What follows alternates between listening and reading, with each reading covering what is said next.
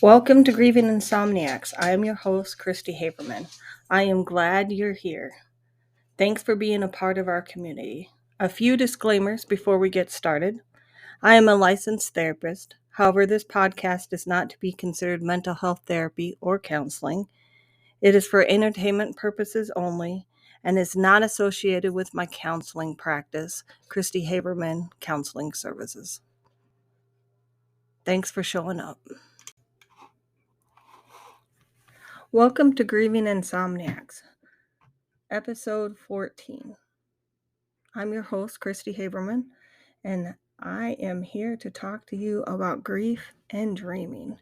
So 2 podcasts ago, I talked about nightmares, and I don't know about anyone else, but since Christopher died, nightmares have been a major part of my trauma response, I would say, to the fact that he died. On the flip side of that, dreams, the positive dreams have been healing. So it's like you can't have one without the other, but I really wish I didn't have nightmares as much as I did. And so we're also going to talk about, with the dreams, about afterlife connections to our loved ones. So if that is a topic that you're not really interested in, this is probably not going to be the episode for you. But almost immediately after Christopher died, I started doing research on life after death. And I've always been a paranormal buff ever since, young. I can remember being 7, 8, and 9 and believing in ghosts. And I was a vivid reader at that age. So I was reading ghost stories and stories about witches and wishing I could be one, like Bewitched on television. I'm kind of dating myself, but so I've always been kind of a paranormal buff, but I never really looked into life after death until after Christopher died. And at first, I really didn't have any dreams about Christopher. In fact, I didn't really sleep at all.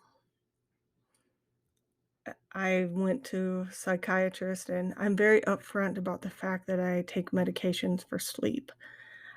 I was prescribed sleep medications, but I still couldn't sleep. I'd still be up at 2 or 3 in the morning, and I think that had a major impact on whether or not I was having dreams. But the first dream that I remember having about Christopher was Veterans Day. So my husband is a retired military man, and on Veterans Day, when we lived in California, that was a big holiday for us, and we went to Knott's Berry Farm. So I don't think it's a coincidence that I had this dream on Veterans Day, because that was a vacation time for us when we lived back then. So in my dream, I live in South Dakota. And the town that I had the dream about was Spearfish. And so and it's so weird too, because in my dream, the area is well developed now, but in my dream, it was not. And I live in the Black Hills, so we have hills. So there's this road that goes down into Spearfish. And then there's a campground called Chris's Campground. And I just don't think any of this is a coincidence. So in my dream, I'm driving on the road. We turn towards Chris's Campground. And I have never really been back there, even though I live here, past that campground. But in my dream, I drive past the campground. And then all of a sudden, my husband disappears and it's just me. And I'm walking along this path it's now all gold. And there's leaves. I love the sound of the leaves when they fall in the fall. And you hear the crunch, crunch, crunch. Like I deliberately drag my feet so I can hear that crunch, crunch sound. So in my dream, it's all gold. There's gold leaves. And I'm going along and it's like crunch, crunch, crunch, crunch, crunch. And I come to a stone fence. and the fence is kind of broken, and I can see a building, and it's like a 3 or 4-story building on the top of the hill, and I'm, like, thinking, "Oh, I'm gonna go there, and I'm gonna go see what that hill is," and it's still all gold everywhere, and I see these 3 men walking towards me. There's one that's clearly in charge. He's got kind of a narrower face, dark hair, I can see um, his pointed nose, and he kinda stops me and says, "Oh, you can't go past here, you can't go past here." And there's another man there, and then there's Christopher, and Christopher doesn't say anything to me, but I just look at him. And he looked like he did when he was 6 or 17 years old. So he used to wear those farmer caps, and that was back in style back then. He had a camouflage jacket on because he used to go coon hunting with his friends, and he had longer hair, and he was very sad, looking at me very sad.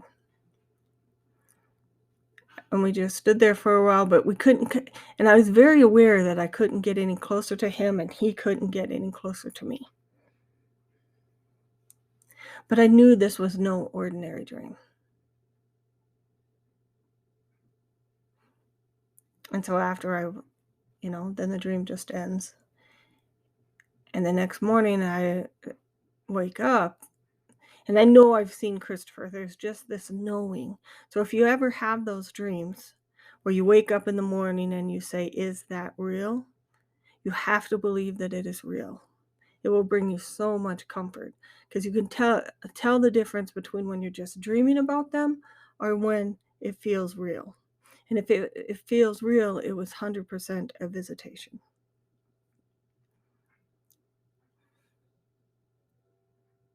So I would continue to have dreams about Christopher. So it's kind of interesting. In July, so Christopher died in June. In July, we had a garage sale. And you know how garage sale, well, maybe you don't. So people come and they go and come and they go, and it gets kind of boring. So I was listening to Blog Talk Radio, and I was listening to a medium. And so I put in the chat box, I asked a question about Christopher. And she said Christopher had a message for Scott, who is his dad. And then they said that Christopher he had a very hard time with the fact that he died. That was really hard to hear, but that he was in a hospital on the other side, adjusting to the fact that he died. So when I had that dream in November, I immediately thought, that house on the hill absolutely could have been a hospital. Absolutely could have been. And so it's interesting that those two things connected together. And so this was just at the beginning of me trying to understand if there was life after death. And I'm going to do a whole podcast about that. But today I just wanted to talk about the dreams. So the other thing that would happen for me is when I would hug Christopher, he was so tall. He was 6'3", and my head would fit right on his shoulder.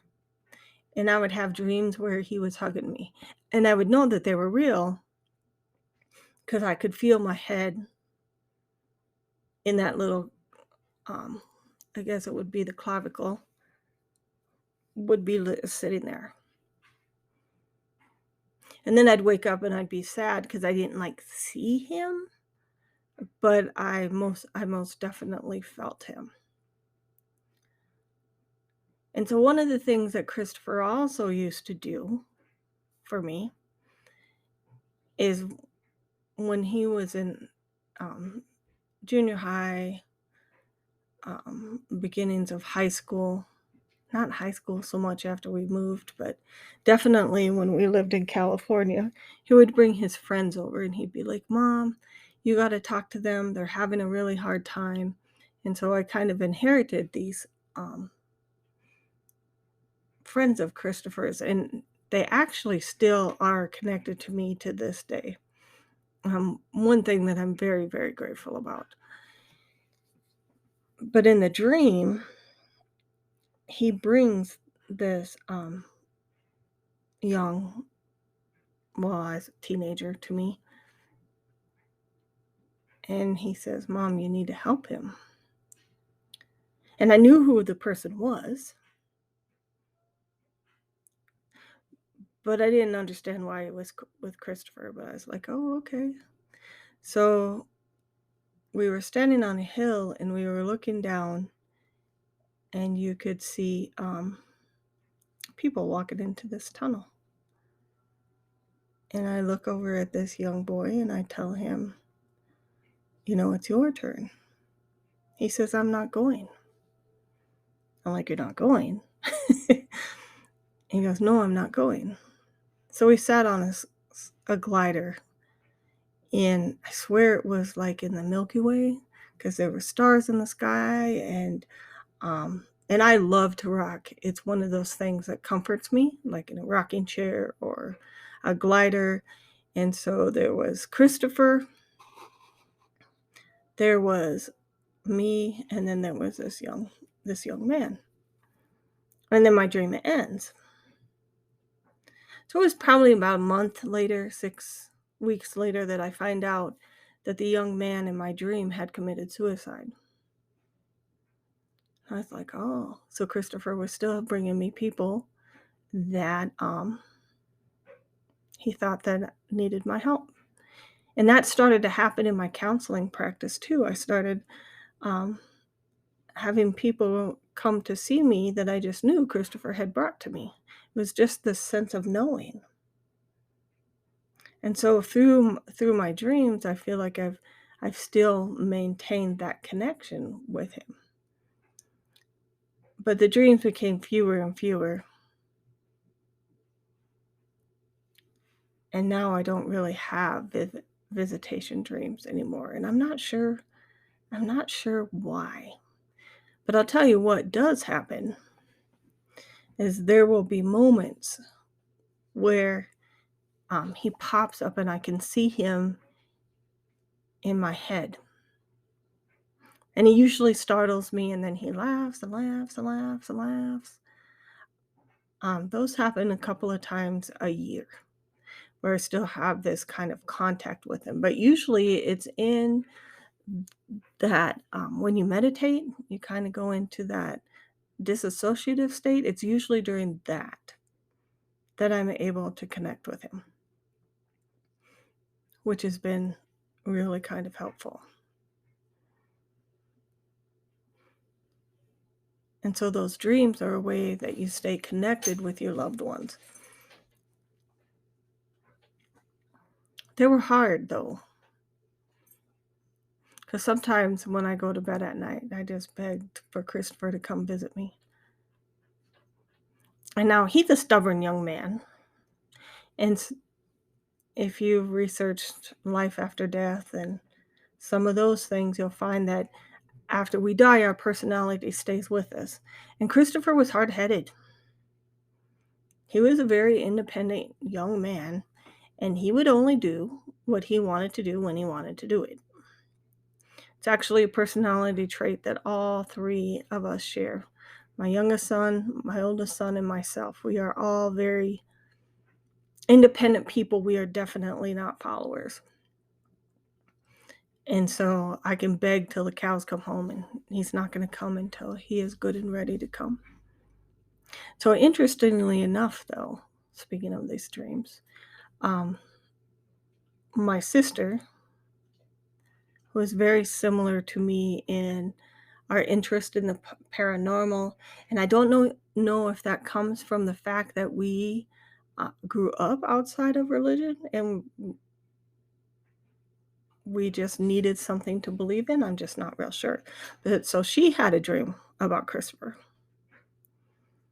And she said in the dream that Christopher told her that God doesn't like them to come to this side very often because it only confuses us, which I think is really interesting. So when I get frustrated about the fact that I haven't been dreaming about Christopher, I have to remember that.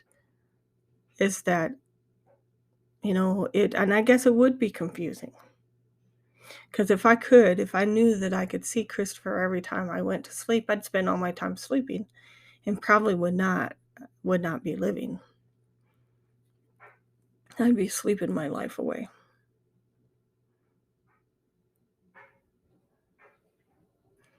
And that's a hard thing to do.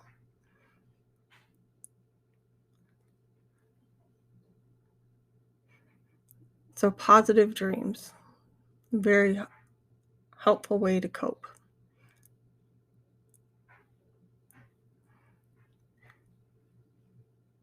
So thank you for turning in. This is going to be a short episode about the positive dreams.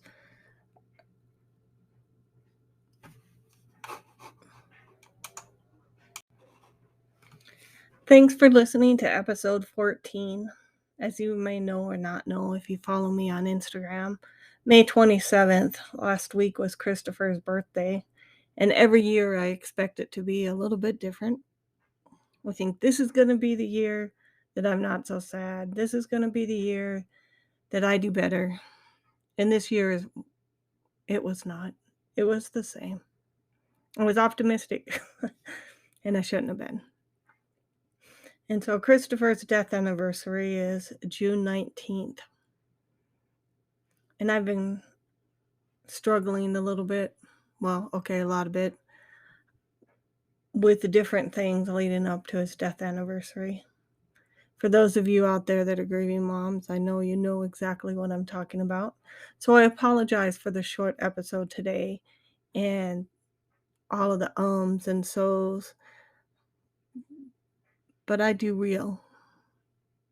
I can't come on my podcast and sound like everything is perfect and everything is great and wonderful and say I lost my child, because I think I don't have any credibility then. And I want to be real about it.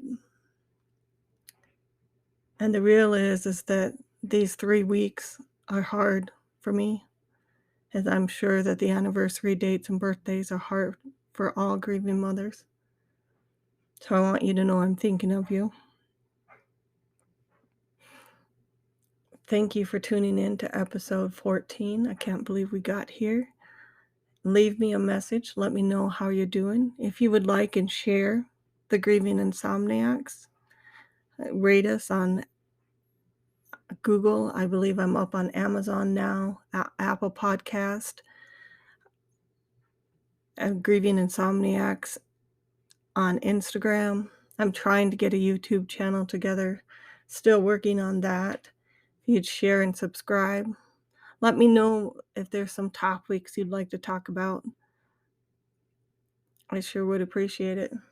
Thank you for listening. I'm here for you. And have a great week.